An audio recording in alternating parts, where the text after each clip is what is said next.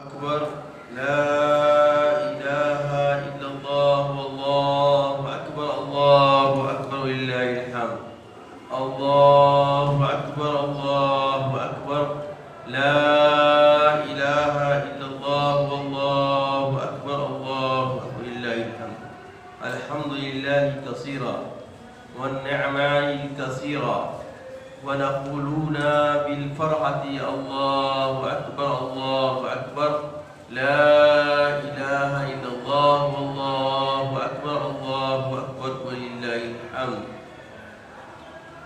نحمده ونصلي على رسول الكريم بعد حمدي والسلام فأعوذ بالله من الشيطان الرجيم بسم الله الرحمن الرحيم لن ينال الله لحومها ولا دماؤها ولكن يناله التقوى منكم كذلك سخرناها لكم لتكبروا الله على ما هداكم وبشر المحسنين صدق الله العظيم وصدق رسوله النبي الأمين الكريم من الشاهدين والشاكرين کل حمد و ثنا اس مالک حقیقی وحدہ لا شریک کے لیے سزاوار ہے اور ساری کبریائی و بڑائی اسی رب العظیم کے لیے ہے جس کے بیت اللہ کا حجاج اکرام طواف کر رہے ہیں کثیر تعداد میں.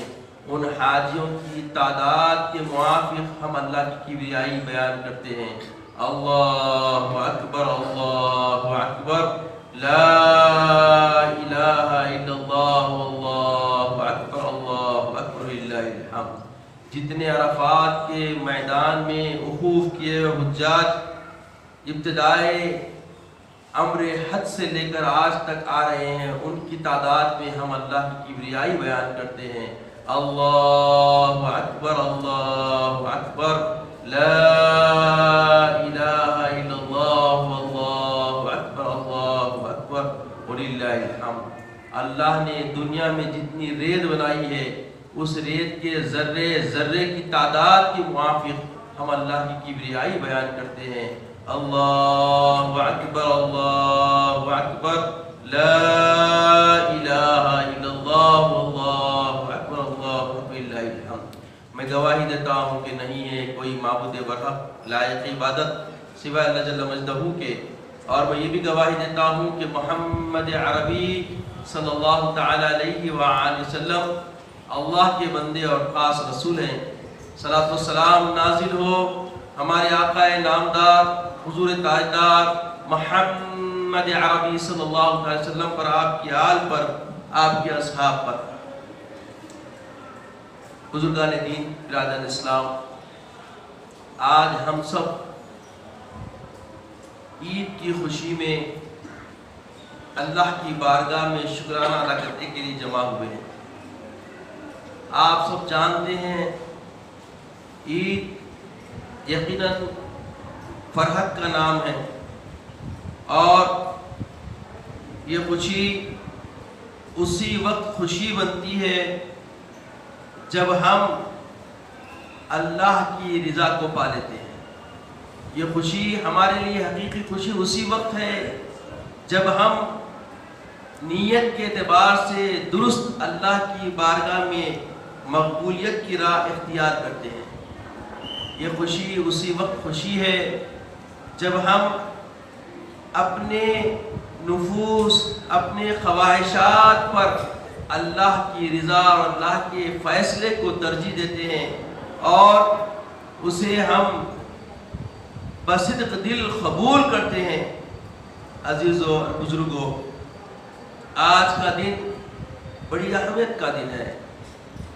آج کے دن اللہ کے حبیب فرماتے ہیں مومن کے کسی عمل کو اللہ تعالیٰ اتنا پسند نہیں فرماتا کہ جو آج کے دن اس کے نام پر ذبیحے کو ذبح کرتا ہے، خون بہاتا ہے. اس سے بڑی اللہ تعالیٰ کو بندے کے کسی عمل کی خوشی نہیں ہوتی. تو اللہ کو جو پسند معاملہ ہے آج کے دن وہ نہر کا ہے، وہ اس کے نام پر دیے جانے والے ذبیحوں کا ہے. تو یاد رکھو، اس کا مطلب یہ نہیں کہ اللہ جل مجدہ تمہارے گوشت، خون اور ان چیزوں سے اللہ خوش ہوگا، بلکہ اللہ فرما رہا ہے لَن يَنَالَ اللَّهَ لُحُومُهَا وَلَا دِمَاؤُهَا وَلَكِنْ يَنَالُهُ التَّقْوَى مِنْكُمْ۔ اللہ کے پاس نہ تمہارا خون پہنچتا ہے نہ تمہارا گوشت پہنچتا ہے، بلکہ اللہ تبارک و تعالیٰ کے پاس اگر کوئی پہنچنے والی چیز ہے تو وہ تمہارا تقوی ہے۔ عزیزوں اور بزرگوں، تقوی کامل ہونے کے لیے بندے کو کرنا کیا پڑتا ہے؟ اخلاص اختیار کرنا پڑتا ہے۔ جس کے پاس اخلاص ہوتا ہے اللہ جل مجدہ اس سے مسرور ہوتا ہے، اس سے خوش ہوتا ہے۔ اللہ تبارک و تعالیٰ فرماتا ہے کہ اللہ کے ہرگز نہ ان کے گوشت پہنچتے ہیں اور نہ ان کے خون، البتہ تمہاری طرف سے پرہیزگاری اس کی بارگاہ تک پہنچتی ہے۔ ولیکن ینالہ التقوی، تو پرہیزگاری اخلاص سے وجود پاتی ہے، پروان چڑھتی ہے اور اللہ تبارک و تعالیٰ کو راضی کر کے چھوڑتی ہے۔ تو عزیزوں اور بزرگوں، پرہیزگاری کے ساتھ ساتھ ہمیں کیا کرنا ہے کہ اسی طرح اس نے یہ جانور جو تمہارے قابو میں کر دیا ہے، سخرھا لکم، یہ جو ہمارے بیل کو یوں اپنے بس میں کرنا عام طور پہ اگر آپ دیکھیں تو آسان نہیں، اونٹ کو قابو کرنا آسان نہیں، مگر اللہ تعالیٰ نے اس کو ہم کو اس پر قابو کرنے کا اختیار دے دیا ہے، اور تاکہ تم اس بات پر اللہ کی بڑائی بیان کرو، لِتُكَبِّرُوا اللَّهَ عَلَى مَا هَدَاكُمْ، اس نے تمہیں ہدایت کی اور نیکی کرنے والوں کو خوشخبری دے دو، وَبَشِّرِ الْمُحْسِنِينَ۔ یہاں پہ احسان کرنے والے سے مراد اللہ تعالیٰ کی بارگاہ میں خوشنودی حاصل کرنے والے۔ تو آج وہ لوگ خوشنودی حاصل کرتے ہیں جو اللہ کی بارگاہ میں اپنے ذبائح کو اللہ کی رضا کے لیے قربان کرتے ہیں۔ عزیزوں اور بزرگوں، اللہ تعالیٰ انسان کی نیت کو دیکھتا ہے، جس کی جیسی نیت ہوتی ہے اللہ ویسے ہی فیصلہ فرماتا ہے۔ عزیزوں اور بزرگوں، نیت ایک ایسی چیز ہے کہ جس کے ذریعے اخلاص کے بغیر کیا جائے تو اللہ تعالیٰ کی بارگاہ میں مقبول نہیں۔ نیت و اخلاص کی اہمیت بیان کرتے ہوئے امام غزالی علیہ رحمۃ الرضوان علیہ رحمہ فرماتے ہیں، اہل دل لوگوں پر ایمان، بصیرت اور انوار قرآن کی وجہ سے بات واضح ہو گئی۔ کیا بات واضح ہوئی؟ فرماتے ہیں کہ ابدی سعادت تک رسائی کے لیے علم اور عبادت ضروری ہے، چنانچہ علم والوں کے علاوہ تمام لوگ ہلاک ہونے والے ہیں، اور عمل کرنے والوں کے علاوہ تمام علماء ہلاک ہونے والے ہیں، اور مخلص لوگوں کے علاوہ تمام عمل کرنے والے بھی ہلاک ہونے والے ہیں، جبکہ مخلص لوگوں کو بھی بڑا خطرہ ہے، کیونکہ انہیں اپنے خاتمے اور اپنے بارے میں اللہ تعالیٰ کی خفیہ تدبیر کا علم نہیں، اور نیت کے بغیر عمل محض مشقت اور اخلاص کے بغیر نیت ریاکاری ہے، اور یہ منافقت کے لیے کافی اور گناہ کے برابر ہے، جبکہ صداقت کے بغیر اخلاص گرد و غبار کے ذرات ہیں، کیونکہ ہر وہ عمل جو اللہ تعالیٰ کے علاوہ کسی اور کے ارادے سے کیا جائے اور اس میں نیت خالص نہ ہو تو اس کے بارے میں اللہ تعالیٰ ارشاد فرماتا ہے وَقَدِمْنَا إِلَى مَا عَمِلُوا مِنْ عَمَلٍ فَجَعَلْنَاهُ هَبَاءً مَنْثُورًا۔ سورہ فرقان کی 23ویں آیت ہے کہ اللہ فرماتا ہے انہوں نے جو کوئی عمل کیا ہوگا ہم اس کی طرف قصد کر کے باریک غبار کے بکھرے ہوئے ذروں کی طرح بے وقت بنا دیں گے جو روشن دان کی دھوپ میں نظر آتے ہیں۔ عزیز اور بزرگوں، اللہ نے مثال بھی دے دی، جب ہمارے گھر میں اگر کوئی باریک سوراخ ہو، روشن دانی ہو اور دھوپ پوری تاپ پہ آ جائے تو روشن دانی سے جب دھوپ آتی تو آپ دیکھیں گے کہ اس کی روشنی میں بیچ میں کچرے کی طرح ذرات پاس ہوتے نظر آتے ہیں، تو اللہ تعالیٰ تمہارے اعمال کو ان ذرات سے بھی ناکارہ کرتے ہیں۔ اب غور کریں کس بنیاد پر؟ اگر عمل میں مخلص نہ ہو، عمل میں اخلاص نہ ہو، عمل اللہ کے علاوہ محلے والوں کو دکھانے کے لیے اونچا تگڑا 1.5 لاکھ کا، 5 لاکھ کا، 10 لاکھ کا، 2 لاکھ کا، 60,000 کا قیمتیں بیان کر کے خریدا جانے والا جانور ہو، سیدھی سیدھی بات نیت پہ، یہ بات بالراست مومن بندوں کو اس بات سے آشکار کر رہی ہے کہ تمہارا عمل، تمہارا ارادہ، تمہاری عبادت تمہارے مخلصانہ نیت پر موقف ہے۔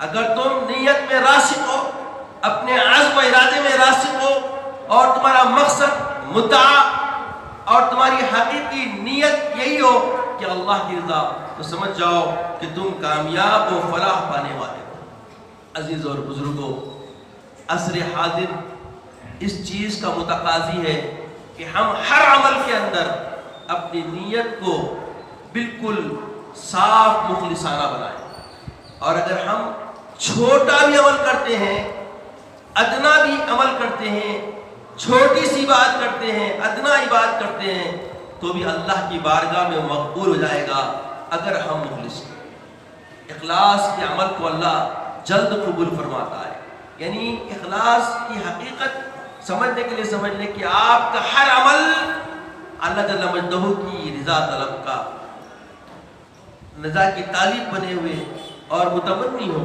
تو سمجھ جاؤ کہ یہ تمہاری تما، یہ تمہاری آرزو، یہ تمہاری خواہش، یہ تمہارے اندر جو فطرتاً یہ جو بات پائی جائے گی کہ صرف رب کی رضا، تو تمہارا عمل، ہر عمل قبول، اللہ تعالیٰ ہر عمل کو قبول فرما لے گا۔ تو جو شخص نیت کی حقیقت سے واقف نہ ہو، اس کی نیت کیسے صحیح ہوگی؟ یا جس کی نیت درست ہو، وہ اخلاص کی حقیقت سے آگاہ ہوئے بغیر مخلص کیسے ہوگا؟ یا وہ شخص جو صداقت کے مفہوم سے آگاہی نہ رکھتا ہو، وہ اپنے نفس سے صداقت کا مطالبہ کیسے کرے گا؟ لہذا جو شخص اللہ جل مجدہ کی اطاعت کا ارادہ رکھتا ہو، اور اس کی سب سے پہلی ذمہ داری یہ ہے کہ وہ نیت کا علم حاصل کرے تاکہ اسے نیت کی معرفت حاصل ہو، اور پھر صداقت اور اخلاص کی حقیقت سے آگاہ ہو کر عمل کے ذریعے نیت کو صحیح کرے، کیونکہ بندے کی نجات اور چھٹکارا وسیلہ یہی دو باتیں ہیں، صداقت اور اخلاص۔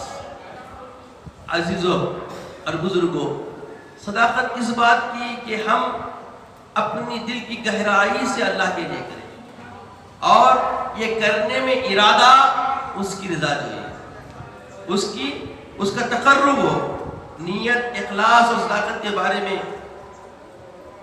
مفصل انداز میں آپ بارہا میرے خطابات میں سنتے رہے کہ نیت آپ کے ارادے اور آپ کی احساس، آپ کی ادراکیات کے ساتھ ہی رضا طلبی ہے، اللہ تعالیٰ کی خوشنودی، جیسے یہ قربانی دینے کا ارادہ فرما لیے، اور اس ارادے کے ساتھ ہی آپ نے یہ اپنے دین طے کر لیا کہ میں اللہ کو خوش کر لوں گا، اللہ کو راضی کر لوں گا، اللہ تعالیٰ کی خوشنودی حاصل کرنے کے لیے میں یہ اب پختہ ارادہ کرتا ہوں، تو سمجھ لیں کہ اب اس میں کوئی تردد نہ آئے، اس میں کوئی خفیف لہجہ برابر بھی کوئی اور چیز اس میں آمیزش نہ ہونے پائے۔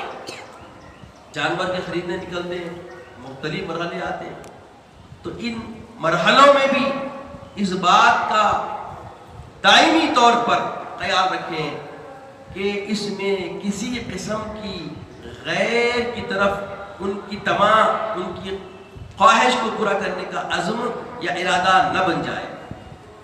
یقیناً جب آپ ابتدا کیے مخلص ہیں، ذبح کے ہونے تک اب اس اخلاص میں قائم و دائم رہنا یہ صداقت ہے۔ عزیز اور بزرگوں، آپ دیکھتے ہیں کہ حضرت سیدنا ابراہیم علیہ السلام کو بھی صدقت الرؤیا فرمایا تھا، آپ نے اپنے خواب کو سچا کرنے کا۔ تو اللہ تعالیٰ یہی چاہتا ہے کہ ہر بندہ جو کوئی اب اس سنت ابراہیمی کو ادا کرنے کے لیے کمر بستہ ہوتا ہے وہ صداقت پر ہو، اس کی نیت مخلصانہ ہو، اس کی تمام مخلصانہ ہو، اس کی طبیعت مخلصانہ ہو، اور جو اخلاص سے کام کرتا ہے تو اللہ تبارک و تعالیٰ اس سے راضی ہوتا ہے، اور اس تمام کے بعد اللہ کی کبریائی بیان کرتے ہوئے اللہ کی رضا جوئی کا طالب بن کے جب ذبح کرتا ہے تو اللہ تعالیٰ فرماتا ہے کہ یاد رکھو اب تمہارے اندر جو پرہیزگاری آ گئی ہے، جو تقویٰ آ گیا ہے، بس اللہ یہی چاہتا ہے، یہی اللہ تک پہنچنے والا ہے، یہی تمہارا حوصلہ، تمہارا عزم، تمہارا ارادہ، تمہاری صداقت اللہ کی بارگاہ میں پہنچے گی اور تم کو اللہ تعالیٰ اپنے خود کی راہیں آسان کر دے گا۔ عزیزوں اور بزرگوں، آج کا دن بڑی اہمیت کا دن ہے۔ ہم امت محمد صلی اللہ علیہ وسلم کے لیے خوشی کا دن بنایا گیا، اور اس خوشی میں یہ بتلایا گیا کہ جس کے والدین رب کی رضا جوئی کے طالب بن جائیں، ہر آن ہر گھڑی اوامر خداوندی کی پابجائی کرنے والے بن جائیں، تو ان کے فرزندان کو اللہ تعالیٰ ان کا متبع بنائے گا اور اپنے مقربین میں شامل فرمائے گا۔ آپ چاہتے ہیں کہ آپ کی اولاد صالحین کی فہرست میں آئے، اللہ کے مقربین کی فہرست میں آئے، تو سب سے پہلے اس کی شروعات اپنی ذات سے کرنا ہوگا، اپنے آپ کو اس راہ پر گامزن کرنا ہوگا، اپنے آپ کو مستعد کر کے تیار کر کے اسی تقدم میں لگانا ہوگا، جیسے سیدنا ابراہیم علیہ السلام نے بچپن سے لے کر اپنی زندگی کے آخری سانسوں تک اللہ کی رضا جوئی اور اللہ کی رضا طلبی میں اپنے ہر امتحان میں اللہ تعالیٰ کی بارگاہ میں کامیاب ہوتے ہوئے، فلاح پاتے ہوئے، فوزاً عظیمہ کے منزل پہنچتے ہوئے وہ مقام پہ پہنچ گئے کہ قیامت تک آنے والے امت محمدیہ کے لیے یہ دین حنیف بن گئے۔ عزیزوں اور بزرگوں، آج ہم بہت سارے بے عملی کی حالت میں پڑے ہوئے ہیں، ہمیں یہ کنجال کو چھانٹنا ہوگا، اور یہ صحیح یہ کوشش کوئی اور آ کے ہمارے لیے نہیں کرے گا، اس کے لیے ہمیں خود تیار ہونا ہوگا، ہمیں خود اس میں محنت کرنی ہوگی۔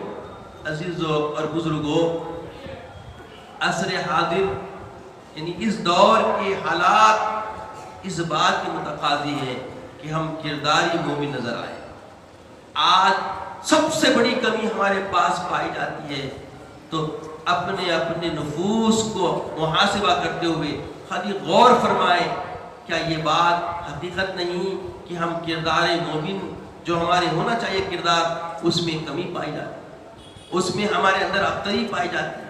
تو آج کا یہ دن ہمیں اس بات کی طرف مائل کرتا ہے، اس کام کی طرف ہمیں مبذول کرواتا ہے کہ دیکھو ابراہیم بھی اپنے کردار سے دعوت دیتے رہے، اور ان کی آل میں محمد صلی اللہ تعالی علیہ وآلہ وسلم بھی اپنے کردار سے سارے عالم کو منواتے رہے، اور ہم انہی کے امتی ہیں، ہمیں بھی وہی کرنا ہے، ہمیں بھی وہی کرنا ہے۔ یہ عزیزوں اور بزرگوں، یہ کیا کم معجزہ ہے، بعد میں قرآن اترا ہے، یہ کیا کم معجزہ ہے، بعد میں قرآن اترا ہے، بنائی ہے فضا سرکار نے کردار سے۔ میرے آقا نے اپنے اخلاق حسنہ کے ذریعے ساری دنیا کے اندر انسانیت کے شعور کو بیدار فرمایا، انسانیت کی شمع جلائی۔ آپ کو معلوم پیارے آقا علیہ السلام کے مبعوث ہونے سے پہلے، آپ کے دنیا میں آنے سے پہلے، یہ دنیا اتنی ابتری میں آ گئی تھی کہ درندگی، وحشی پن عام تھا، درندگی اور وحشی پن کا دورہ تھا، کوئی کسی کے لیے خیر کا طالب نہ تھا، مگر پیارے آقا سیدنا محمد عربی صلی اللہ علیہ وسلم نے اپنی کردار کے ذریعے، اپنے اخلاق حسنہ کے ذریعے سارے ان وحشی درندگی تباہ رکھنے والے انسانوں کو آپس میں بھائی بھائی بنا دیا۔ عزیز اور بزرگوں، حسن اخلاق ایک ایسا زینہ ہے، ایک ایسی سیڑھی ہے، اگر ہم اس کی طرف چڑھنے لگتے ہیں تو نہ صرف ہم متحر ہوتے ہیں بلکہ ہماری ذات و شخصیت سے ارد گرد کا ماحول بھی پاکیزہ ہونے لگتا ہے۔ آج اسی کی کمی ہے، آپ دیکھیں آج کا دن ہمارے اخلاق کو پرکھنے کا دن ہے.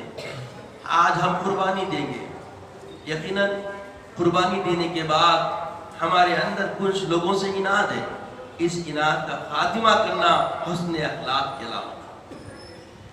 اب آپ دیکھ رہے ہیں کہ خرابت داروں میں دور دور تک بہت سارے ایسے اختلافات ہو گئے کہ جس کی وجہ سے ہم رشتوں کو ہماری نئی نسلیں بھول رہی ہیں.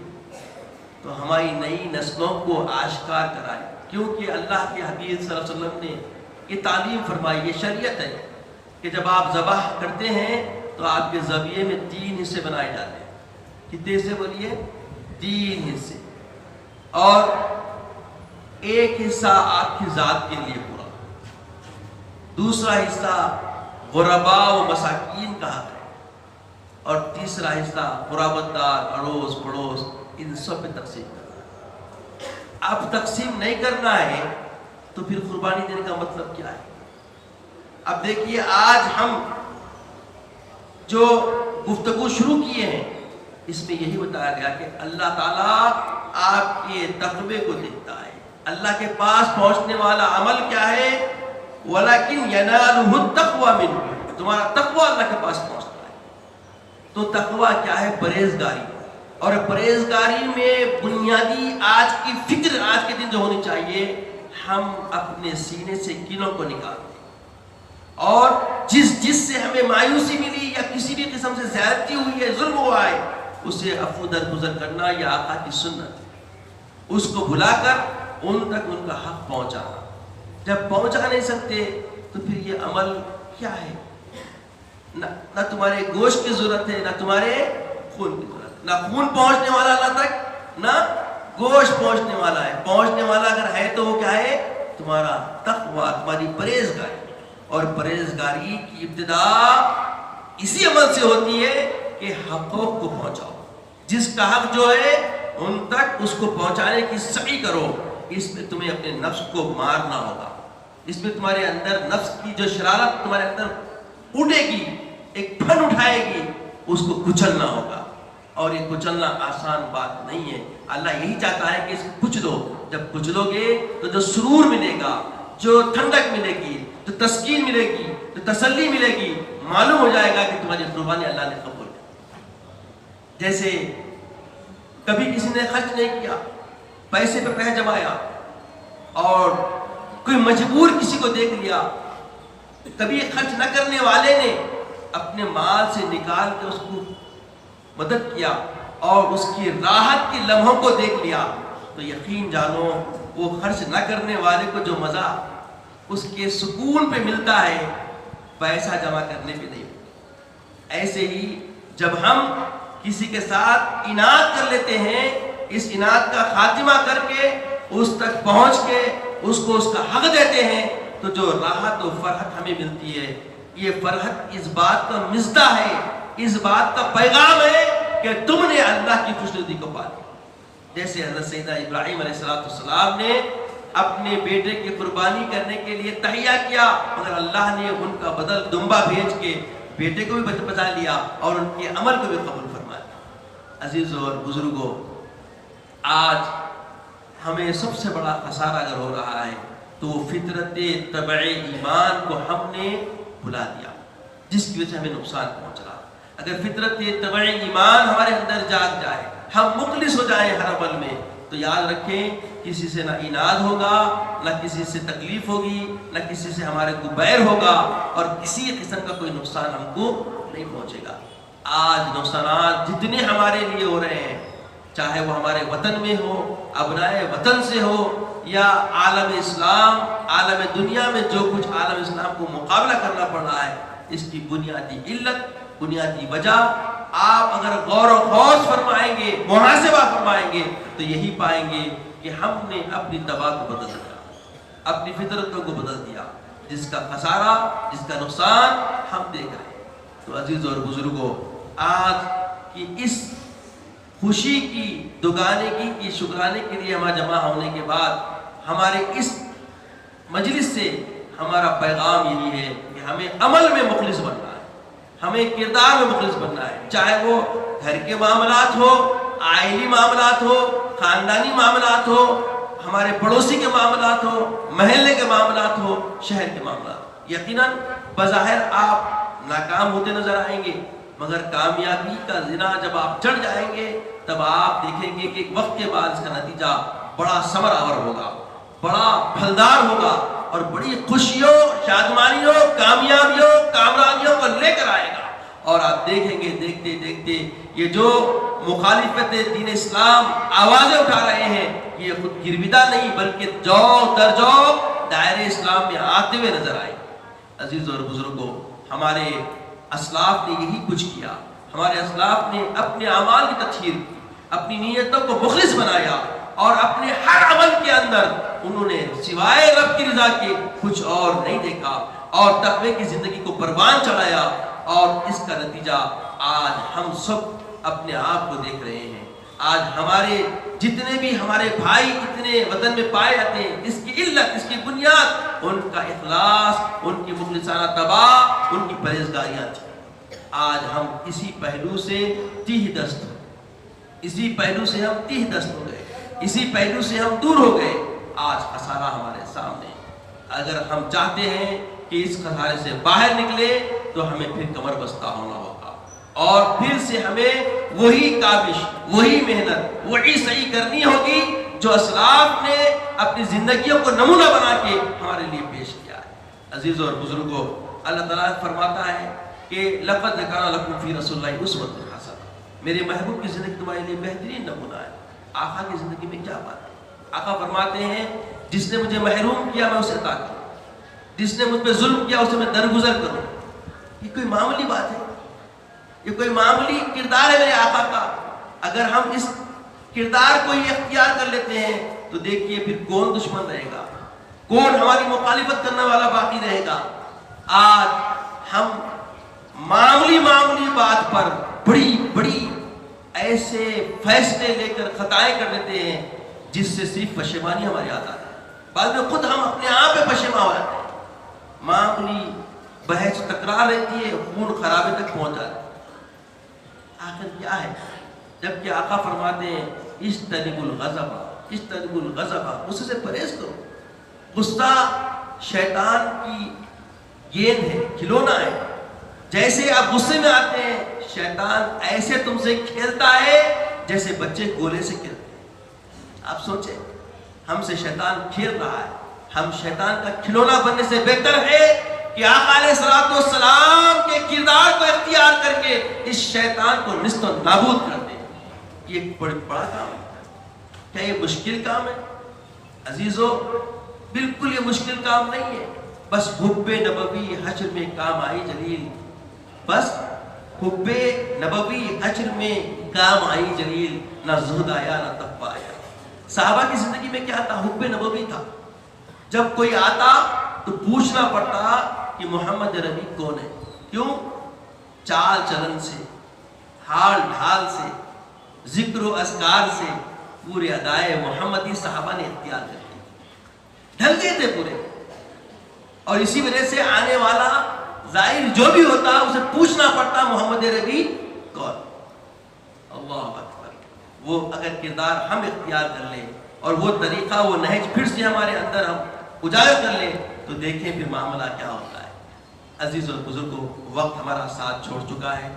آئیے ہم ہر سال کی طرح نماز کا طریقہ انشاءاللہ آپ کے سامنے بیان کر لیتے ہیں۔ اس کے بعد نماز ہوگی اور نماز کے بعد ادب کے ساتھ سکون سے بغیر حرکت کرے، کسی کو نصیحت کرے بغیر، کسی کو کچھ معاملہ ہو تو کچھ چھیڑے کرے بغیر، غور سے خطبہ سماعت کریں۔ انشاءاللہ خطبہ بالکل مختصر کرنے کی کوشش کروں گا کہ بس بالکل مختصر ہو تاکہ آپ کو جا کے پھر قربانیاں بھی دینا ہے، کام بہت ہے، اس کا لحاظ رکھتے ہوئے مختصر کرنے کا مقصد یہ نہیں کہ خلاف سنت کوئی کام کریں گے، بلکہ تقاضا ہے حالات کا، بارش کی بھی دینا ہے اور بہت سارے حالات بدلے ہوئے ہیں، تو اس کا خیال رکھتے ہوئے مختصر کرنے کے لیے انتظامیہ کی استدعا رہی تو اس کو انشاءاللہ اس پہ عمل کیا جائے گا۔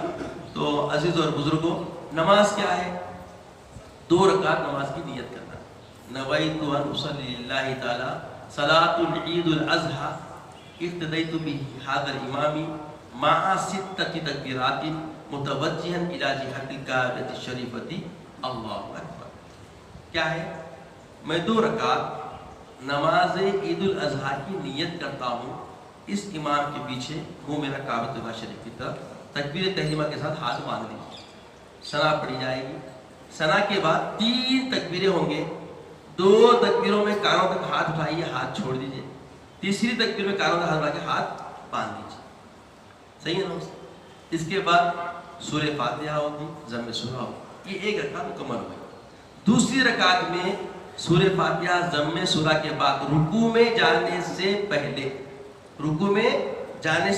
4 تکبیریں ہوں گی، 3 تکبیروں میں کانوں تک ہاتھ اٹھائیے، ہاتھ چھوڑ دیجیے، چوتھی تکبیر کے ساتھ رکوع میں چلے جائیں گے۔ اس طرح نماز مکمل ہو جائے گی۔ نماز جیسے سلام پھیریں گے تکبیر پڑھنا شروع کر دیں، اور اس کے بعد منبر پہ جا کے تکبیر چلتی رہے گی، اس کے بعد خطبہ ہوگا، خطبے کے فوری بعد دعا ہوگی مختصر، اور اللہ کے رسول کی بارگاہ، کیونکہ آقا علیہ السلام سے ہم کو شریعت ملی، دین ملا، انشاءاللہ مختصر 2-4 شعر انشاءاللہ پیش کیے جائیں گے، اس کے بعد اب چلیے نماز جب سفید درست فرما